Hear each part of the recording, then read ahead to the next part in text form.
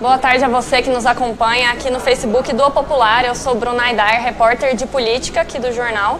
E nessa tarde de hoje a gente recebe aqui no estúdio o senador e presidenciável Álvaro Dias, que é do Podemos, e vai conversar aqui com a gente hoje sobre a presidência, sobre a candidatura dele à presidência, sobre os rumos do partido aqui em Goiás também, e sobre algumas denúncias polêmicas envolvendo o nome dele. Já aproveito para agradecer ao senhor por ter aceito o nosso convite e ter vindo aqui falar com a gente. Pois não. É uma satisfação poder conversar com Goiás especialmente, mas certamente com todo o Brasil, para discutir os problemas do nosso país, que se encontra numa encruzilhada, vivendo uma dramática situação. E é por isso que nós temos que nos dedicar. Em relação ao futuro do país, só nos resta buscar a coesão nacional para aprumar esse país na direção do seu futuro, já que houve uma desarrumação geral. E nós temos que construir uma obra administrativa que possibilite a recuperação, com a reestruturação das finanças públicas, o retorno de uma produtividade maior, mais investimentos para dinamizar a nossa economia, sobretudo com reformas que são muito importantes para que isso ocorra. E eu lembro a você que você pode mandar aqui as suas perguntas, participar da nossa entrevista. Aproveite a presença aqui do senador para tirar as suas dúvidas sobre o projeto dele, sobre as propostas dele. Ao longo da entrevista eu vou acompanhando aqui, ok? E, senador, eu queria começar falando um pouquinho sobre as eleições desse ano. O senhor é um dos pré-candidatos. Qual é o perfil do senhor? O que qual eleitor se encaixa nesse perfil? O senhor é o candidato ideal para que tipo de eleitor? Olha, a pesquisa Datafolha e também do Ibope revela quais são as exigências do eleitor brasileiro. Experiência administrativa e passado limpo, coragem de combater a corrupção. Eu creio que essa carapuça pode ser vestida. Ao longo da minha história política, eu fui, sem dúvida, um combatente da corrupção. Foi a minha prioridade. Foi a minha prioridade desde o meu primeiro mandato, como governador, especialmente, rechaçando qualquer hipótese de corrupção no Estado, prendendo corruptos. Foram 28 ladrões de dinheiro público presos por determinação minha como governador, usando um expediente chamado prisão administrativa. Com 41 anos de mandato, não há uma citação da justiça, não há uma citação, não há um indiciamento, não há uma ação por improbidade administrativa, é ficha limpa do começo ao fim. No Congresso Nacional, ninguém combateu mais corrupção do que eu durante todos esses anos. Nas CPIs, com representações ao Ministério Público, à Procuradoria-Geral da República. Só no caso da Petrobras foram 18 representações durante a CPI no ano de 2009 e mais uma em 2012, essa que levou à investigação de Passadina, da negociata de Passadina. Na CPI Cachoeira, por exemplo, eu produzi talvez o relatório mais competente que fiz em toda a minha trajetória de investigador em CPI, Comissão Parlamentar de Inquérito. Nós fizemos um relatório volumoso, um relatório paralelo, que foi entregue à Polícia Federal, mostrando o caminho das pedras, de onde saiu o dinheiro, por onde passava o dinheiro, as empresas laranjas que foram constituídas para ocultação de valores e lavagem do dinheiro e o destinatário final desse dinheiro. Esse trabalho certamente ofereceu à Polícia Federal as condições necessárias para levar à prisão alguns dos corruptos, dos malandros que operaram nesse sistema. Portanto, esse passado certamente me credencia a dizer que o eleitor que exige competência administrativa e passado limpo encontrará, sim, esse perfil. Em relação à experiência administrativa, eu terminei o governo com 93% de aprovação. Agora, na recente eleição de senador, fiz quase 80% dos votos válidos do Paraná. Portanto, eu imagino que isso é credencial para se apresentar durante a campanha eleitoral. A questão da corrupção, de não ter sido condenado ou citado em casos de corrupção, é também a bandeira de alguns dos adversários do senhor nessa campanha. O Ciro Gomes tem o mesmo discurso, o Bolsonaro também ressalta isso quando fala. O diferencial do senhor desses candidatos seria qual? Eu acho que é a verdade. No meu caso, é absolutamente verdadeiro. Não me refiro aos outros. Acho que eu não devo atirar pelas costas, né? Isso é da formação de cada um. A elegância no combate, né? No confronto, no enfrentamento. Então, se nós tivermos que confrontar, é preferível que seja olho no olho, né? Frente a frente. Então, eu prefiro não abordar as demais candidaturas. Apenas posso dizer que tenho ficha limpa do começo ao fim, e isso é o meu maior patrimônio. O dia que eu não puder defender a minha honra, eu desisto da atividade pública. E tem mais, como governador e como senador, é evidente que oportunidades surgiram, mas você só pode dizer que é honesto quando você tem oportunidade de ser desonesto. Mas mais uma coisa é preciso dizer, isso é obrigação. Em termos de experiência administrativa, por exemplo, o senhor acha que ganha de candidatos como o Bolsonaro, que ainda não ocuparam cargos no Executivo? Eu acho que quem nunca administrou nada tem dificuldade de administrar o Brasil em crise. Se alguém nunca foi cogitado para ser prefeito da sua cidade, para ser governador do seu estado, eu não sei como pode ser cogitado para governar um país mergulhado nesse oceano de dificuldades. Porque o Brasil hoje é, sem dúvida, uma nação em crise profunda.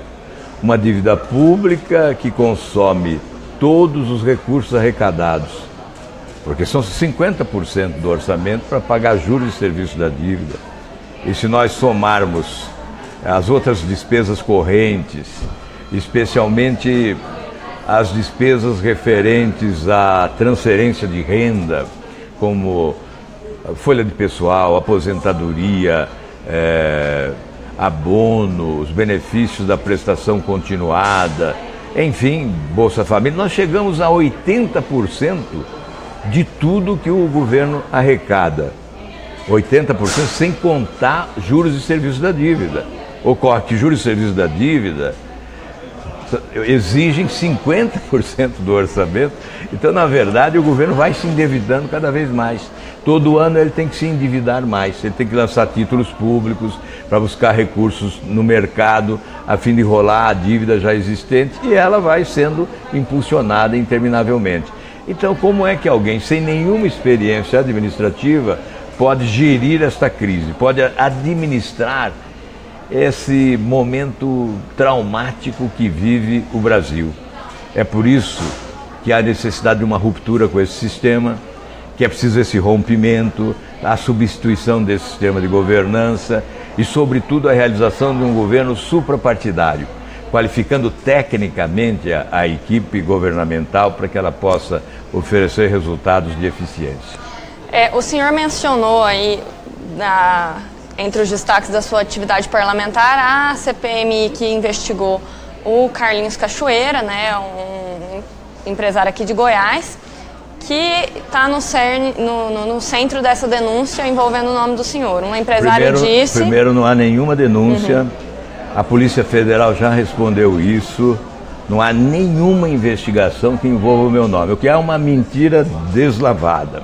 E todo jornalista que repete essa mentira contribui para a tentativa de construção de uma imagem construída com muito esforço, com muita dedicação, com muita renúncia durante todos esses anos. Então, quem responde é a Polícia Federal. Não há nenhuma investigação, não há, portanto, nenhuma denúncia. O que houve foi uma mentira deslavada numa operação escabrosa, organizada, para tentar desconstruir uma imagem. Mas não conseguirão. Aliás, o dia que alguém ousar chegar a propor algo imoral, eu chamo a polícia e mando prender. Então não há essa, comigo não. Essa tentativa de jogar todo mundo no lamaçal da corrupção, porque o discurso de combate à corrupção hoje empolga a população brasileira. Aqueles que não podem pronunciá-lo tentam jogar todo mundo no mesmo lamaçal da corrupção. Agora, aqueles que repetirem a calúnia e a difamação terão que responder judicialmente. Então, senhor, toda essa matéria que partiu inicialmente da revista Veja é uma ação política? Não partiu da revista Veja, partiu de um colunista, certamente a serviço. E já foi respondida, a própria coluna já desmentiu em parte. E agora a Polícia Federal dá uma certidão que não há investigação, portanto não há denúncia, não há investigação. O que houve foi uma falsidade, uma farsa, uma montagem, uma tentativa de achincalhar a honra de alguém que tem honra, para preservar e para defender. E fará a qualquer preço essa defesa da sua. O dia que eu não tiver mais condições de defender a minha honra, eu vou embora. Eu não fico na política. O senhor destacou também recentemente em algumas entrevistas essa questão da polarização entre o discurso de direita e esquerda que a gente vem vendo bastante forte durante esse ano aí na pré-disputa eleitoral.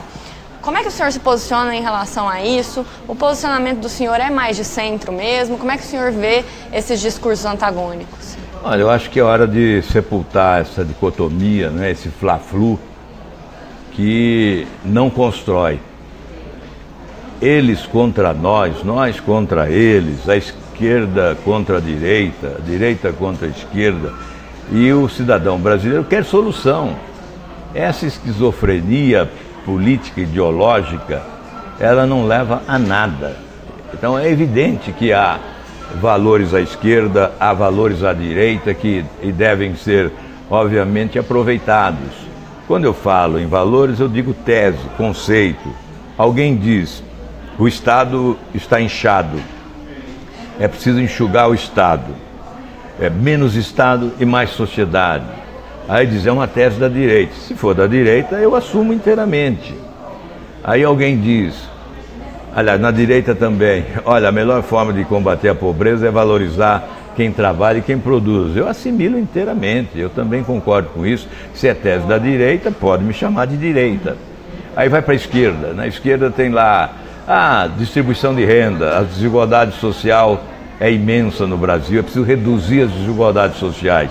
Isso é de esquerda? Então me chame de esquerda. Portanto, sabe, essa discussão perde sentido quando no nosso país as pessoas não definem bem o que é esquerda ou o que é direita. Por isso eu acho mais fácil dizer que eu sou de centro, porque eu somo valores fundamentais da esquerda, que somos valores essenciais da direita e quero caminhar adiante. O que interessa ao Brasil é resolver problemas, e resolve-se problemas progredindo, avançando. E nós temos essa possibilidade, porque é um país pródigo, não é? Deus foi generoso com esse país, não só as belezas naturais que encantam o mundo, mas as potencialidades econômicas ímpares. Há inveja no mundo em relação às potencialidades econômicas do Brasil. Então, por que desigualdades sociais, desigualdades regionais, o país não tem tido a produtividade que pode ter, não investimos como deveríamos investir? Qual é a causa disso tudo? É o desgoverno, é esse sistema incompetente e corrupto, que é a fábrica de escândalos de corrupção, que é a matriz, esse sistema de governança é a matriz desses governos incompetentes, inclusive em muitos estados e municípios brasileiros. Tem muita gente participando aqui com a gente na live. A Sejana Neiva, que é nossa colega aqui no jornal, perguntou como o senhor classifica a morte da vereadora Marielle Franco, que foi executada ontem à noite lá no Rio de Janeiro. O senhor, na verdade, já até se posicionou sobre isso, mas eu queria que o senhor reforçasse aí para quem está assistindo como que o senhor classifica esse lamentável episódio. Certamente no Rio de Janeiro, e não só lá, muita dor, né, sofrimento, revolta com esse infortúnio. Mais uma vítima da violência. Neste caso, duas vítimas, né, o motorista também foi assassinado, eu acho que temos que refletir por que a violência graça com tanta volúpia no país, porque a criminalidade cresce de forma avassaladora. Nós temos que lamentar não só essa morte, nós teríamos que lamentar todas as mortes que ocorrem todos os dias, em todas as regiões do país. Eu estive em Sergipe há poucos dias, em Aracaju, a manchete do jornal era a seguinte: Aracaju, a 18ª cidade mais violenta do mundo, não do Brasil, do mundo. Então, a violência se tornou avassaladora e certamente a incompetência do governo e a corrupção são causas essenciais, porque alegam que faltam recursos para oferecer um melhor serviço de segurança pública à população. E esses recursos foram desviados para as contas bancárias dos barões da corrupção no nosso país. Então eles são ladrões e são assassinos, porque tem gente morrendo como consequência do roubo que eles praticaram, já que os recursos não são suficientes para oferecer um serviço de segurança capaz. Portanto, eu acho que além das questões materiais que envolvem a segurança, há uma outra questão fundamental, que é o restabelecimento da autoridade. Quando a autoridade não se impõe, a criminalidade prevalece, os criminosos se julgam mais poderosos que a autoridade constituída e a criminalidade avança e se sobrepõe à autoridade.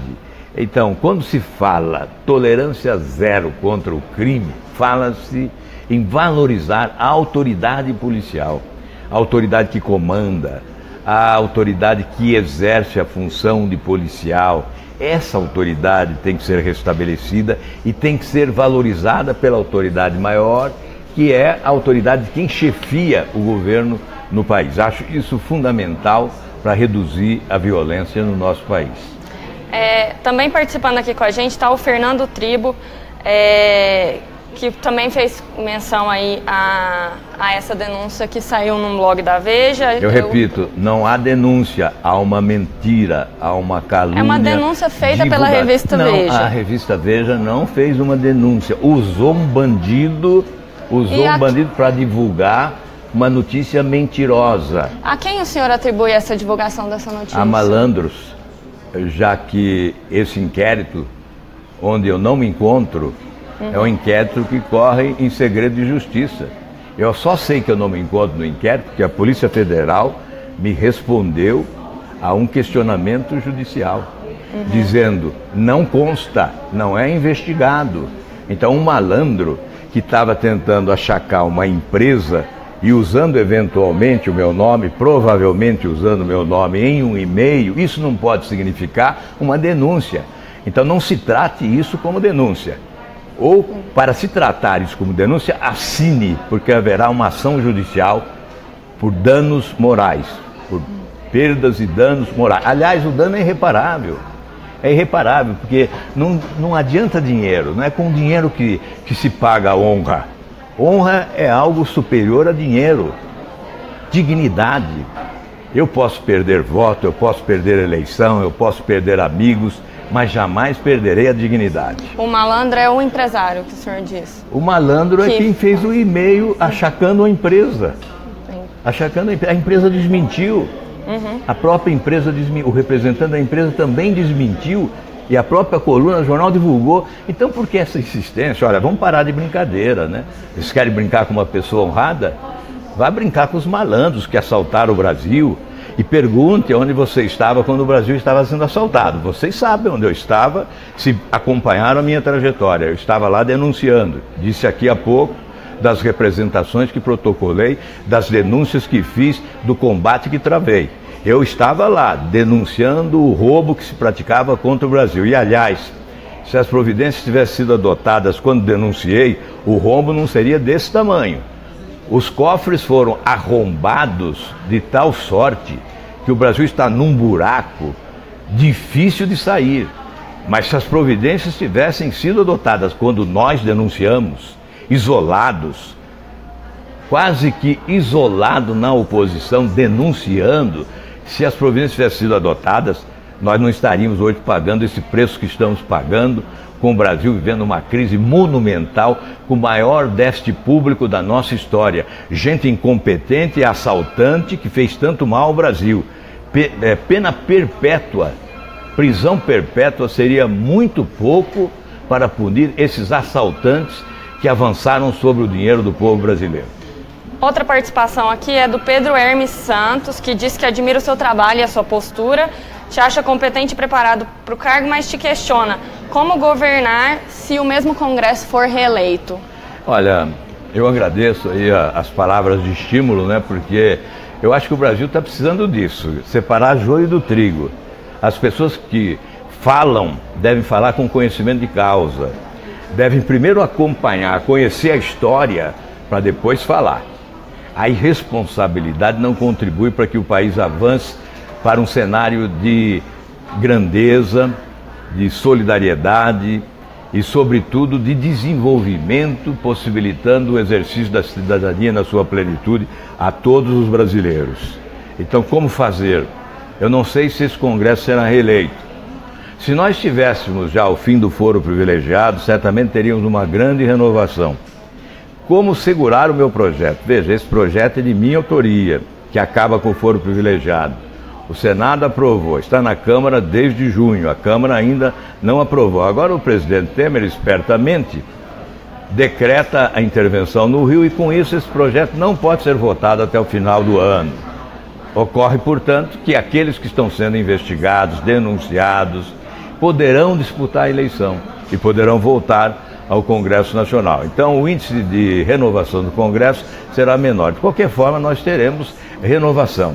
Mas mesmo que não seja renovado, nós vamos inverter esse processo. Ao invés de ir primeiro ao Congresso, instalar um balcão de negócio para comprar voto, comprar consciência, comprar partido, corromper a empresa privada, para pagar propina para político e parlamentar, nós vamos inverter o processo. Primeiro, nós preparamos as nossas propostas de mudança e vamos à população. Conversar com a população, discutir com a população, convencer de que a nossa proposta é boa para o país. E é claro, o presidente da República tem como sua arma maior o povo brasileiro. Com o apoio da população, nós teremos o apoio sim do Congresso Nacional, porque ele não rema contra a correnteza. É uma questão de sobrevivência e de inteligência. Nós poderemos sim aprovar grandes reformas em benefício do país.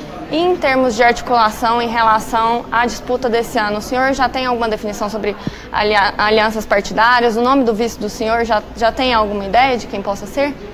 Não, em relação a vice é muito cedo, nós temos a convenção só no dia 22 de julho, então temos todo esse tempo para avaliar. E em relação à aliança, não é a nossa prioridade. A nossa prioridade é a proposta, é o compromisso que nós estamos assumindo de rompimento com esse sistema.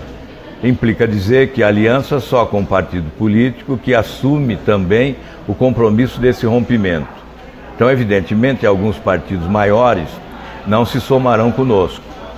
Nós temos a possibilidade de alguma aliança menor, com um partido menor. Tem alguma ideia de qual partido? Eu posso citar um porque ele próprio anunciou, né? Eu não tomaria iniciativa do anúncio em respeito, mas o PRB há pouco tempo anunciou que estaria propenso a fazer uma aliança conosco. Aguardo agora final da janela, né, que é o final do mês de março, para aí sim definitivamente decidir sobre essa possível aliança. Uhum. Eu queria também aproveitar a presença do senhor aqui para debater os rumos do partido em Goiás. Nós somos um jornal aqui goiano.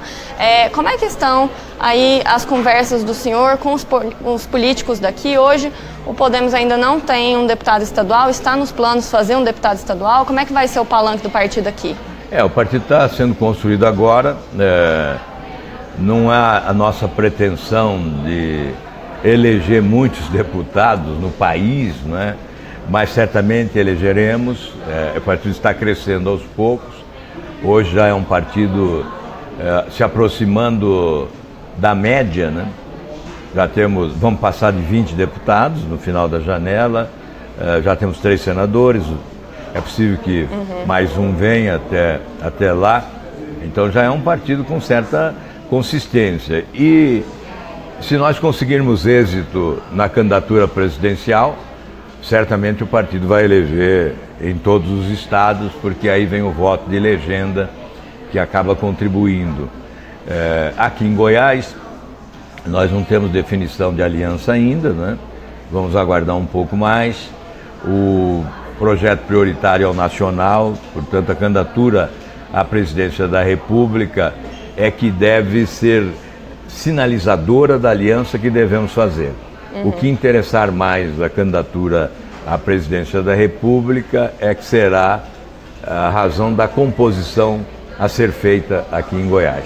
Hoje pela manhã o senhor esteve com 3 lideranças políticas do MDB aqui, né? O prefeito de Aparecida de Goiânia, Gustavo Mendanha, o deputado federal Daniel Vilela e também o ex-prefeito de Aparecida e ex-governador Maguito Vilela. E também deve estar com o senador Ronaldo Caiado aí até o final da agenda do senhor aqui em Goiânia. Essas duas alianças são realmente as prioritárias? O senhor descarta qualquer possibilidade de conversa com a atual situação aqui no estado? É impossível uma aliança situacionista, porque o PSDB tem o seu candidato a presidente.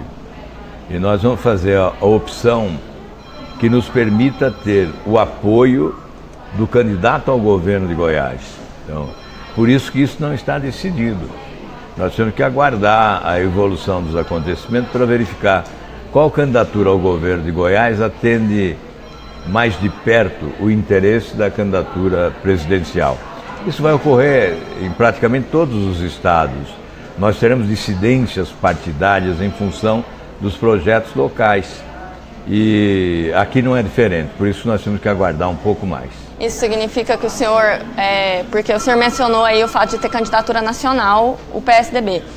O DEM e o MDB também sinalizam isso. O senhor acredita que essas pré-candidaturas aí do presidente da Câmara, Rodrigo Maia, e do atual presidente Michel Temer não devem vingar, então? A candidatura do Temer é apenas uma encenação que tem por objetivo ganhar fôlego para chegar até o final do mandato. Se o presidente Temer chegar ao final do mandato, eu espero que chegue, ele já será vitorioso. Conseguiu superar 2 denúncias da Procuradoria-Geral da República e se sustentar no poder até o final. Evidentemente, com essa rejeição monumental, que é a maior da história, ele não ousaria disputar a presidência da República. Então, eu não acredito. Em relação ao DEM, há uma candidatura posta, nós não sabemos se ela será homologada na convenção ou se o partido fará coligação. Por isso, nós temos que aguardar.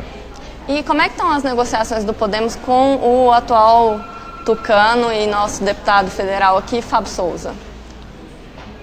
Ele tem conversado com a presidente Renata Abreu e ainda hoje eu tive notícia dessas conversas, né, manifestando seu desejo de vir para o Podemos. Mas ainda não há uma conclusão desse entendimento. Tá. Também estão perguntando aqui sobre a sua equipe de ministros. Já tem alguns nomes que o senhor pensou para isso? Seria uma loucura anunciar antes, né? Isso só desagregaria. O que eu posso dizer é que serão os melhores em cada área. Vão ter um perfil técnico. Eu não quero saber, quando eu chegar lá, não quero saber se votou em mim ou se não votou em mim. Eu quero saber quem é o melhor para cada área. Quem é o melhor para a economia do país? É esse que eu vou buscar, é esse que eu vou convidar. Quem é melhor para presidir o Banco Central? É esse que eu vou convidar. Não importa se votou em mim ou não. Partido nenhum vai indicar ninguém. Na verdade, pode até sugerir. Se sugerir o melhor, nós acolheremos. Mas a escolha é do presidente. O momento mais importante da administração pública é o da escolha. Quando se escolhe bem, lança semente para o sucesso. Se escolhe mal, aí já decreta o fracasso, é inevitável o fracasso. O senhor tem um baixo nível de rejeição no Paraná, onde foi governador, e também tem uma aceitação muito boa lá. Como o senhor pretende fazer para levar essa aceitação para o resto do país, onde o senhor não é tão conhecido como lá no Sul? A rejeição é a menor entre todos os candidatos no Brasil. E onde eu sou conhecido, ela é menor ainda, né? Então, isso é uma recomendação, evidente que é uma recomendação. Nós pretendemos fazer chegar ao conhecimento de todos os brasileiros que aqueles que me conhecem me aprovam. Eu acho que isso é um bom aval para quem quer escolher bem. E vamos discutir os problemas do Brasil para demonstrar que há possibilidade de solução. Mas eu digo sempre que muito mais importante do que aquilo que se possa dizer durante a campanha é aquilo que você pode mostrar em relação ao seu passado, o seu comportamento. Você governou o quê? E como você governou? Governou bem ou governou mal? Qual foi a avaliação da população do seu mandato, né? Então, isso que eu considero essencial.